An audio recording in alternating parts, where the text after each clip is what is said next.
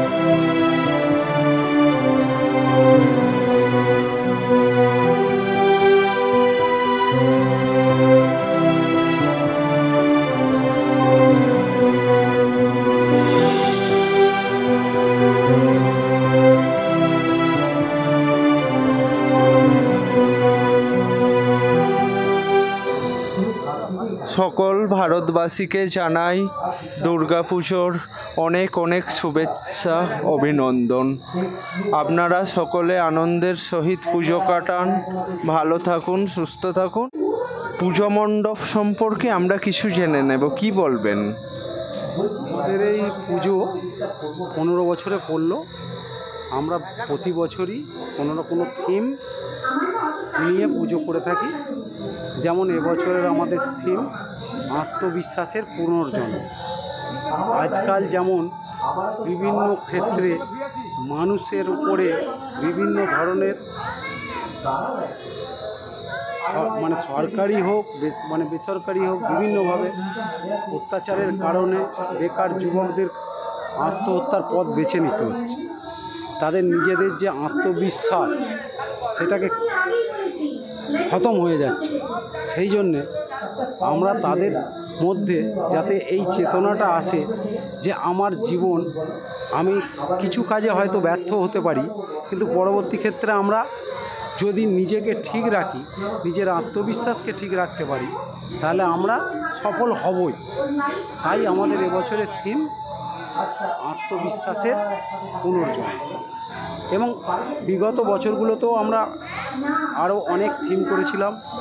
আপনিও আমাদের কাছে এসেছিলেন 24 মিডিয়া থেকে, 24 মিডিয়া থেকে, নিউজ 24 মিডিয়া থেকে।